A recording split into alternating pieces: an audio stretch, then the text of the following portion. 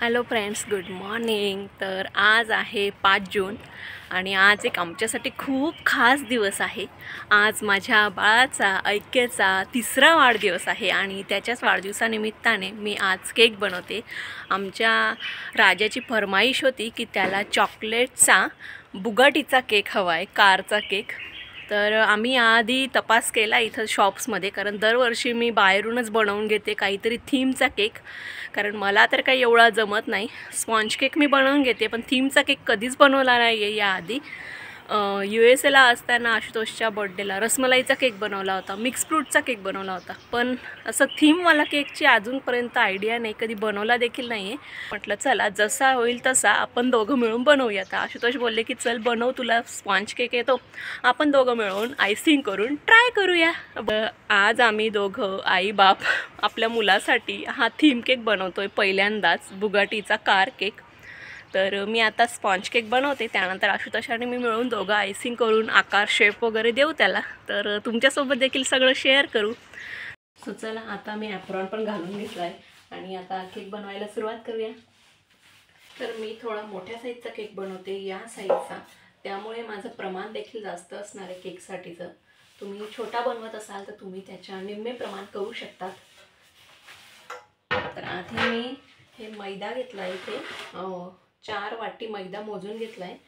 तर 3 वाटी मोजला गेला आहे, हा एक वाटी राहिला होता, तर तो मी आता इथे मोजून घेते. तर हा असा पूर्ण इथं 4 वाटी मैदा मी घेतलेला आहे.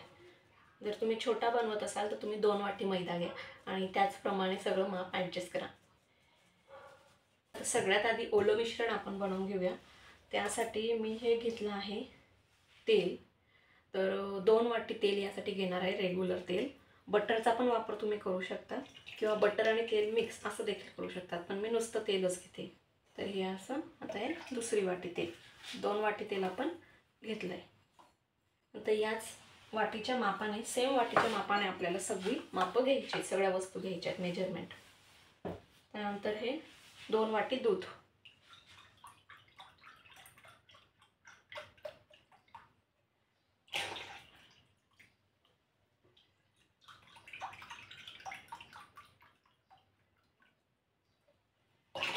तर हे आहे 2 वाटी दूध. यामध्ये मी हे अंड फोडून टाकणार आहे. अंड टाकलं तरी चालतं, नाही टाकलं तरी चालतं, बट मी घालते कारण छान होतो केक, टेक्स्चर पण छान येतं. 2 अंडे मी इथे फोडून टाकले.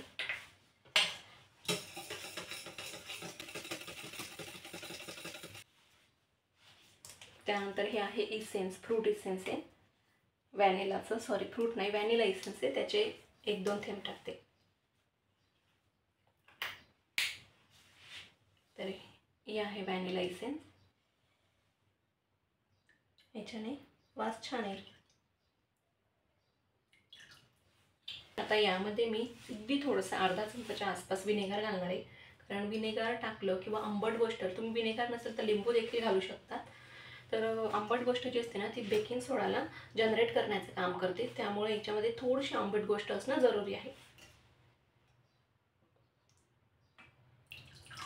काही जण या जागी बटरमिल्कचा देखील यूज करतात.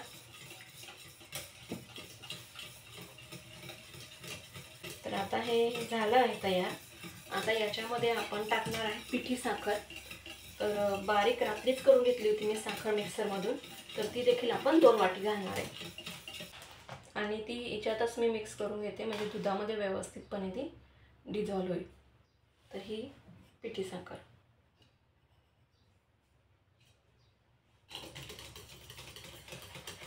तर हे आहे चॉकलेट गनाश. मी choco lava powder choco powder काही यूज करत नाही. मी याच्यामध्ये चॉकलेट मेल्ट करून घेतली होती, गरम पाणी केलं कढईमध्ये आणि भांड्यामध्ये थोडंसं बटर घातलं आणि बाकी माझ्याकडे ज्या चॉकलेट्स होत्या त्या चॉकलेट यामध्ये घातल्या. मी गरम पाण्यात ते भांडं ठेवून दिलं, मस्तपैकी मेल्ट होऊन गेलं हे बघा. तर हीच मी भरपूर सारी चॉकलेट घेतली, तर हीच घालते. जर तुमच्याकडे चॉकलेट्स नसतील वापरायचे, चोको पावडर असेल तर तुम्ही चोको पावडर देखील डायरेक्टली या मैद्याच्या पिठामध्ये घालू शकता, पण मी इथे मेल्ट करून वापरते.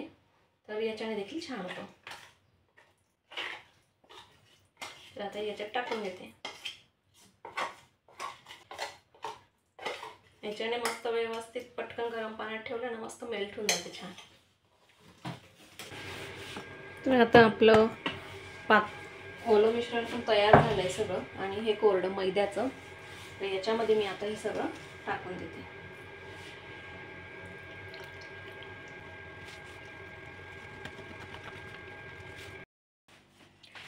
तर आता हे पूर्ण फेटून तयार आहे. अगदी सॉफ्ट याला फेटून घेतलं आहे व्यवस्थित बॅटरला आणि तयार पण व्यवस्थित झाले. असं येतं एकावर एक म्हणजे छान आहे. यापेक्षा जास्त पातळ नाही करायचं. तर यामध्ये आपण बेकिंग पावडर टाकून घेऊ. 2 चमचे बेकिंग पावडर मी इथे टाकते.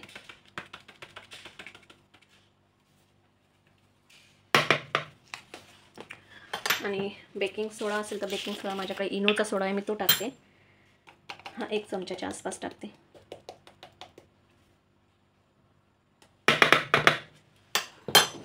ते याला पण मिक्स करून घेऊ. हे इकडे मी ओव्हन पण प्रीहीट व्हायला ठेवते. तर 10 मिनिटाआधी आपल्याला प्रीहीट करून घ्यायचं आहे. त्याच्यामुळे नेट मी काढून घेते. त्याच्यामध्ये आपल्याला 180 डिग्रीवर ठेवायचा आहे केक. त्यामुळे आता 180 डिग्रीनेच मी टॉप रॉड आणि खालचा रॉड जो आहे दोघंही रॉड सुरू करून 180 डिग्रीने 10 मिनिटासाठी प्रीहीट करून घेते.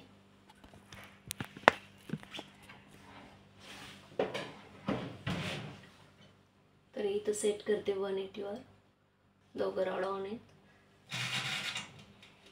तर हे 10 मिनिटासाठी सुरू झाले. तर आता हा केक टीन आहे, याला बटर पेपर लावून घेते मी. माझ्याकडे बटर पेपर येतं. तर या केक टीनला आधी थोडंसं खाली तेल टाकते आणि या केक टीनच्या साईडचाच हा बटर पेपर कट करून घेतला आहे मी रेक्टँगल शेपमधला आणि तो आता इथे लावून देते म्हणजे केक व्यवस्थितपणे निघून येईल.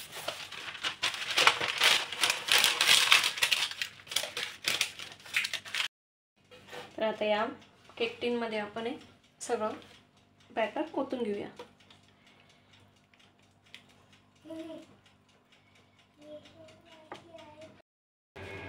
तर आता याला थोडं टॅप करून घ्यायचं आहे.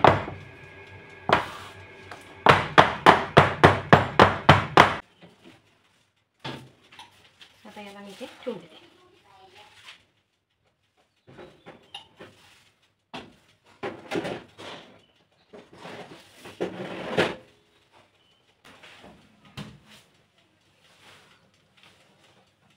तर आता इथे ठेवलं आहे. इथे पुन्हा एकदा मी सेट करून घेते. 180चा आहेच ऑलरेडी. ते आपल्याला आता हा 30 मिनिटासाठी ठेवायचा आहे. तर 30 मिनिटाचा टाइमर सेट करून घेते.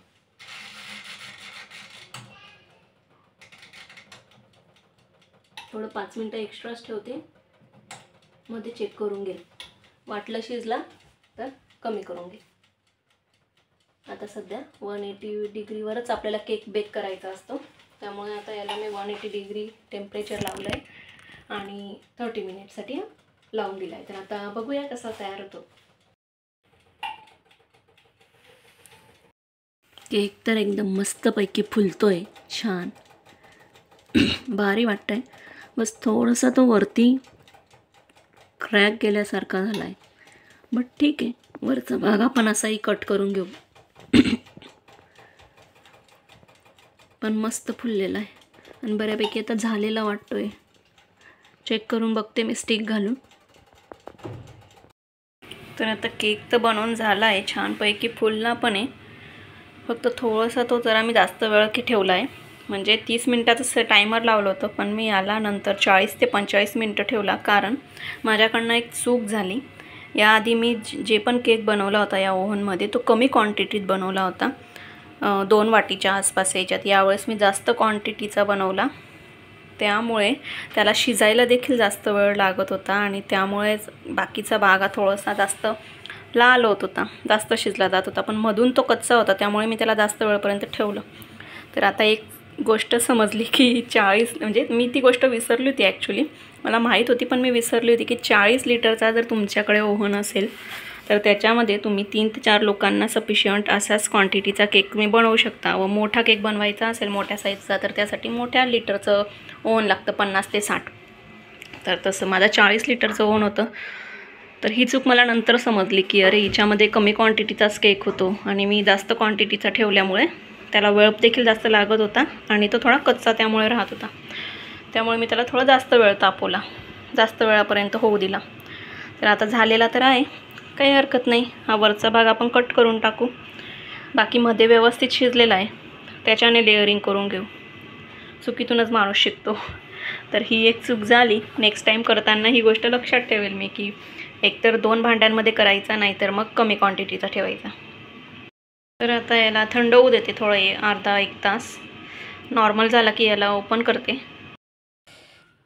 आता हे हळूच कागद काढून घे कागद हळूच, हळूहळू मोकळा कर म्हणजे इझिली निघून जाईल. मफिन सारखं वाटतं एकदम. मफिन चॉकलेट आहे ना ते. नाही रे, कागद काढताना खालून एकदम व्यवस्थित आहे, मस्त झालाय. हाईट पण मस्त आली फुलल्यामुळे,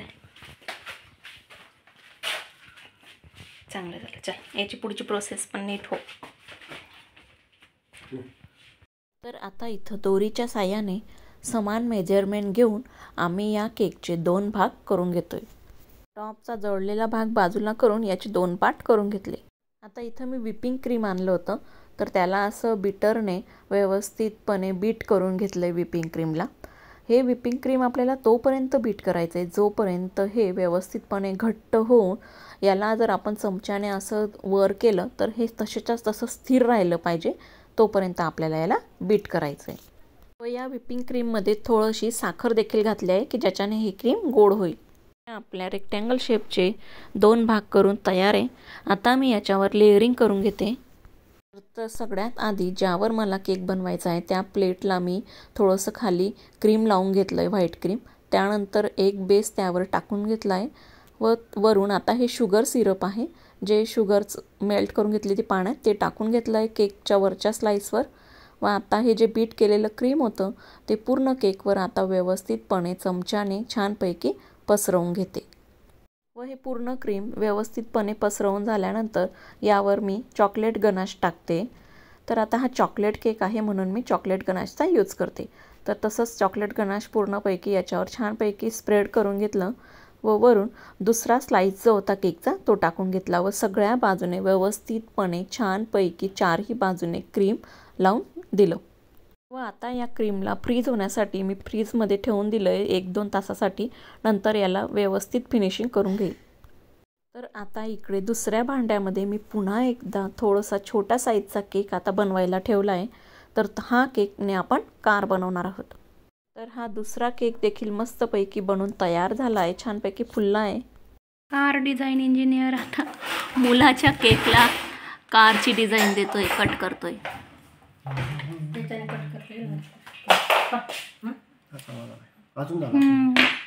तर आशुतोषने आता व्यवस्थितपणे याचे सगळे कॉर्नर्स कट करून याला मस्तपैकी चौकोनी आकार देऊन आता त्याला ते कारचा शेप देत आहेत ह्या छोट्या छोट्या चाकूंनी. तर पुढचे फ्रंट लाईट, बॅक लाईट, नंतर विंडोज, लोगो, असं चाकाचा आकार, असं सगळे काही आकार ते व्यवस्थितपणे कट करून घेत आहेत. मी बर्थडेच्या तयारीमध्ये असल्यामुळे हे सगळं काही रेकॉर्ड नाही करू शकली. तर आता खाली बेसला ब्राऊन चॉकलेटचा बेस आहे म्हणून वरती कार आम्ही मिल्क चॉकलेटने बनवत आहोत. त्यासाठी मी हे मिल्क चॉकलेट आहे ते मेल्ट करून घेते. तर आता कार तयार झाली तर त्यावर आता हे मिल्क चॉकलेट जे आहे ते व्यवस्थितपणे आशुतोष स्प्रेड करून घेत आहेत. आणि हे स्प्रेड करून झालं की या चॉकलेटला फ्रीज होण्यासाठी थोडा वेळ पुन्हा फ्रीजमध्ये ठेवू. आता या चॉकलेटला आम्हाला रेड कलरची करायची आहे म्हणून आम्ही फूड कलर यूज केला आहे रेड कलरचा. तर आता असंच पुन्हा एकदा एक मिल्क चॉकलेट मी एका भांड्यात मेल्ट करून घेतलं आहे आणि त्यामध्ये थोडासा लाल कलर घातला आहे आणि असा लाल कलरचा आता हे चॉकलेट पुन्हा एकदा वरून स्प्रेड करून घेतो आहे. हे चमच्याने नीट स्प्रेड होत नव्हतं म्हणून आशुतोष बोटानेच याला व्यवस्थितपणे स्प्रेड करून घेत आहेत, म्हणजे जे काही आपण शेप दिला आहे तो खराब नको व्हायला. कारला फ्रीजमध्ये 2 तासासाठी व्यवस्थित फ्रीज होण्यासाठी आम्ही ठेवून दिलं आहे. आता माझ्याकडे ग्रीन कलर नव्हता की ज्याच्याने मी ग्रास बनवली असती, म्हणून मी ग्रीन कलरचं माझ्याकडे पुदिना चॉकलेट होतं तेच यावर किसून घेतलं आहे. तर आता कार पण व्यवस्थितपणे सेट झाली. तिच्या विंडोजमध्ये काचेमध्ये आम्ही असं ब्राऊन चॉकलेट टाकलं होतं. खालून कागद काढून घे फक्त आता. तर आता कारला या ग्रीन प्लॅटफॉर्मवर आपल्या खालच्या बेसच्या केकवर ठेवण्याची वेळ आली आहे आणि बर्थडेची देखील वेळ झाली आहे. तर आता लास्ट गाडीला चाकं लावण्याची वेळ आली आहे. तर आता इथे आम्ही एक आमच्याकडे गोल्डन रॅपर होतं, तर तेच आम्ही चाक म्हणून यूज केलं. या जागी तुम्ही ओरिओचे बिस्किट किंवा बाटलीचे झाकणं देखील लावू शकता. इकडे बघ चिमा, छान आहे कार. कशी आहे? छान छान आहे. आवडली ऐकेला बेंटली? बनवू शकलं पापा मम्मा बेंटली? बनवली ऐकेसाठी? हॅपी बर्थडेची बेंटली कार बनवली. तर असा हा बुगाटीचा कार केक आम्ही बनवला. सक्सेसफुली बनून तयार झाला. छानपैकी मस्तपैकी त्याला शेप देखील आला आणि टेस्टला तर एकदम जबरदस्त झाला होता. एकदम मस्त. सगळ्यांनी खूप आवडून खाल्ला आणि छानपैकी आम्ही बनवलेल्या केकची सगळ्या चायनीज मित्रांनी तारीफ देखील केली. तर तुम्ही देखील बघा ट्राय करून. जमलं तर. असं काही नाही की तुम्हाला येत असेल तरच तुम्ही बनवू शकतात. आता आमचा हा पहिलाच प्रयत्न होता आणि तो आम्ही सक्सेसफुली प्रयत्न पूर्ण केला व तेही कुठल्याही फॉन्डंटचा यूज न करता. फॉन्डंट यूज केलं तर ते खाण्यात येत नाही, ते वाया जातं. त्यामुळे आम्ही सिंपल आपला फ्रेश क्रीमने छानपैकी हा केक बनवला.